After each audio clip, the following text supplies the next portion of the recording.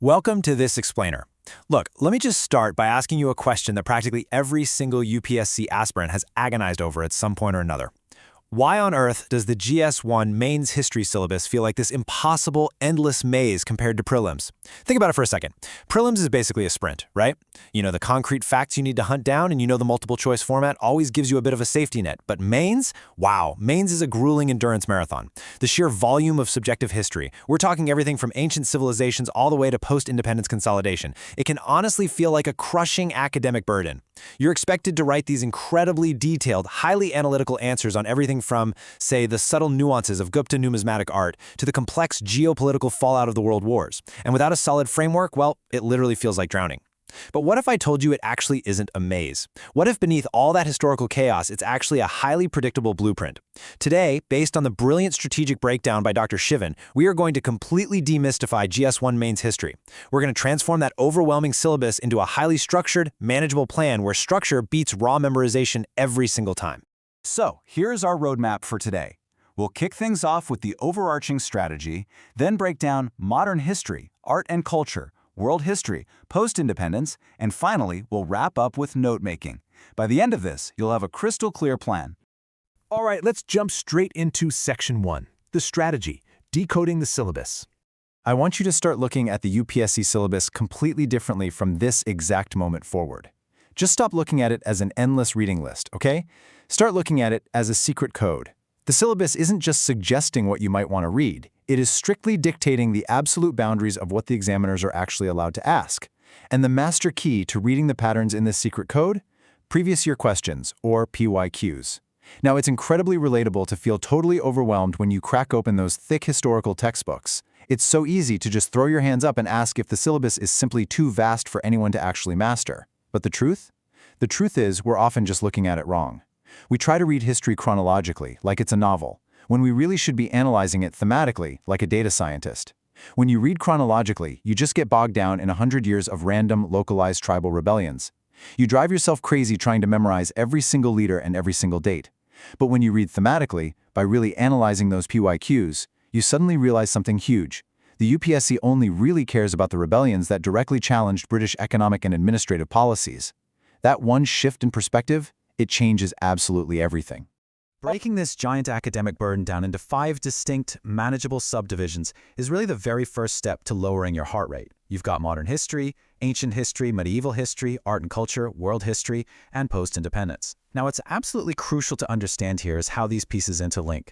In the specific context of the mains examination, ancient and medieval history are almost entirely absorbed by art and culture. The examiner honestly isn't particularly interested in the medieval political battles of kings. They are interested in the architectural and literary legacies those kings left behind.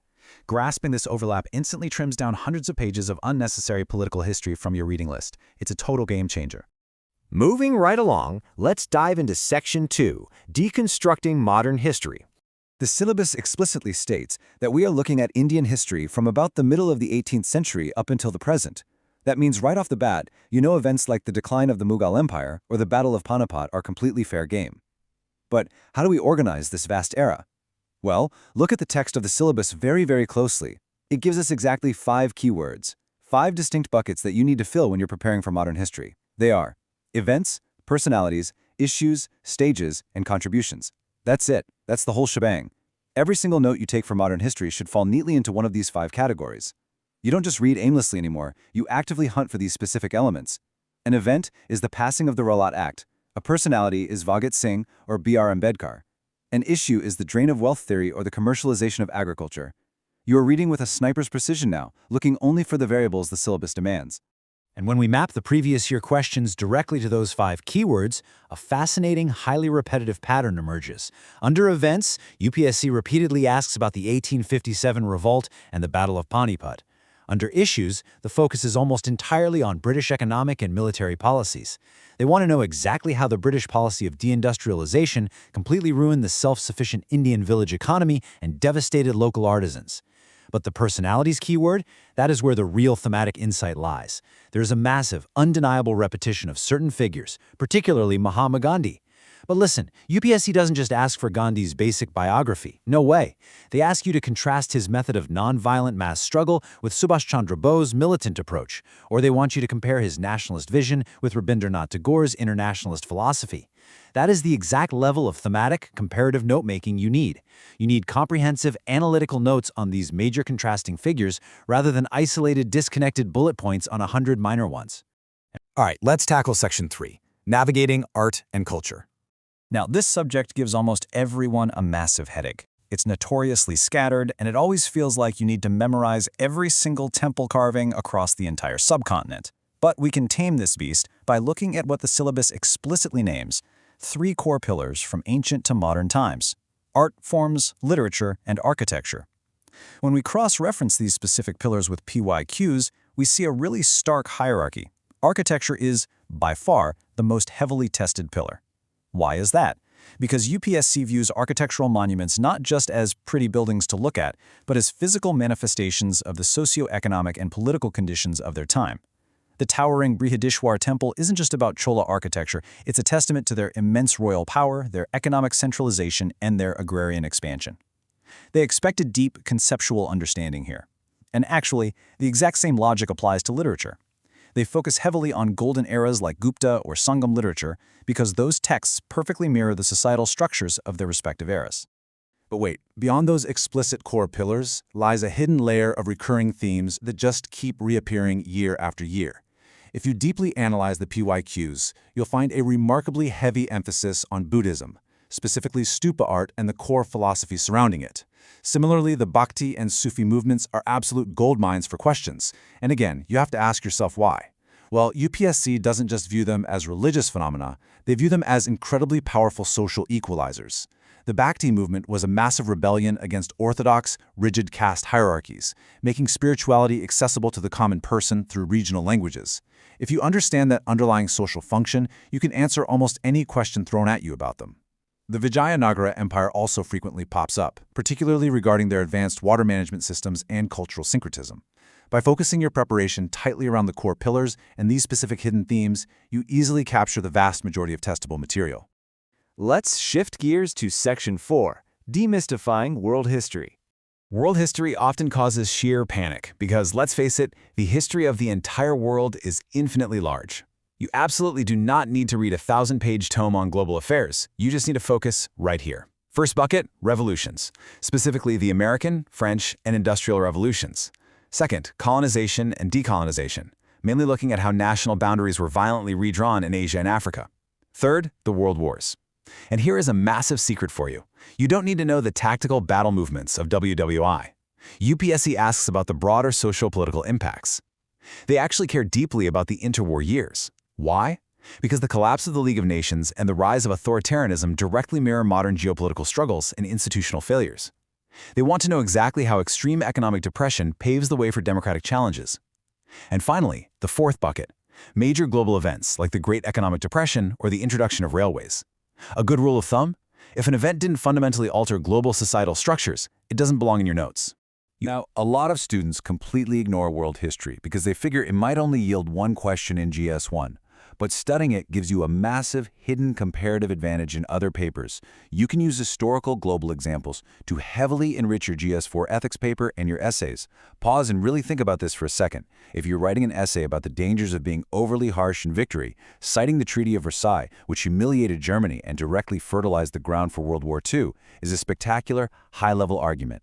Or if you're writing an ethics answer about the moral failure of remaining silent when witnessing a crime, you can cite the British policy of appeasement toward Hitler in the 1930s. Using these global examples sets you apart from the 90% of other candidates who will all fall back on the exact same standard Indian examples. World history is basically your ultimate arsenal for brilliant, unique essay anecdotes. Next, we have Section 5, Post-Independence Consolidation. Post-independence is notoriously unpredictable, right? Sometimes it completely disappears from the exam for years, and then suddenly it pops right back up. But when you look closely at the PYQs, it essentially boils down to 3 core topics: the linguistic reorganization of states, the integration of princely states, and land reforms. And the smartest strategic move you can possibly make is to actually study this section last. Ideally, you want to wait until you have finished your GS2 and GS3 preparation. Why do I say that? because subjects like agriculture, economy, and internal security heavily overlap here. Think about it. If you've already studied the economics of the Green Revolution in GS3, answering a GS1 question about the social and regional fallout of land reforms becomes incredibly intuitive. You are basically double-dipping your knowledge. The exact same thing goes for the linguistic reorganization of states. The nuanced UPSC angle isn't just that it divided people by language, it's that fulfilling those linguistic aspirations actually released immense regional tension and ultimately strengthened Indian unity. Grasping that political nuance is just so much easier after you've already studied GS2 governance. Finally, let's bring it all together in Section 6, Smart Note-Making Strategies. Gathering all of this strategic knowledge is completely useless without proper application. The way you make notes should depend entirely on one single factor: how much time you have left before the exam. If you are time-rich, meaning you have several months before mains, then absolutely go ahead and create exhaustive handwritten notes for every single PYQ topic. For an event like the 1857 revolt, map it back to our earlier keywords. Write out the causes, the key personalities involved, the core issues that led to its failure, and its ultimate impact. However, if you are time-poor and rushing towards the exam, please do not try to make fresh notes. Use the time-poor strategy. Take a standard book like Spectrum, go straight to the chapter summaries at the back, and mechanically annotate them. But don't just mindlessly highlight entire paragraphs. Write one-word triggers in the margins that instantly recall the UPSC keywords we talked about earlier. Literally write issue economy or personality Gandhi phase 2. I know there's a lot of guilt in the UPSC community about not making these beautiful, perfectly structured handwritten notes for every single subject. Look, you need to let it go. Efficiency absolutely must take priority over perfection. Yes, handwritten notes are generally better for memory retention because the physical act of writing helps encode the information in your brain. But annotating book summaries will absolutely save your life when the clock is ticking down. And hey, if you are truly, completely bankrupt on time, you do not have to reinvent the wheel. You can outsource your note-making. Rely on highly trusted, pre-existing resources. Just use whatever is available to you to ruthlessly maximize your efficiency. So, we've covered the entire landscape of the GS1 Mains history syllabus today. We've transformed it from an endless, terrifying maze into a highly logical blueprint. We learned to decode the syllabus using PYQs to find the 5 critical keywords in modern history. We identified the heavily tested core pillars and the hidden themes that simplify art and culture. We compartmentalize the sheer vastness of world history into 4 predictable buckets that can supercharge your ethics and essay papers. And we establish note-making strategies tailored exactly to your timeline, whether you are time-rich or time-poor. The blueprint is right in front of you, so the only question left is, are you going to keep drowning in chronological history, reading thousands of pages and just hoping anything sticks? Or are you ready to use this structured blueprint to recognize the patterns, study with sniper-like precision, and finally beat the examiner at their own game? Take this strategy, apply it today, and I will see you in the next explainer.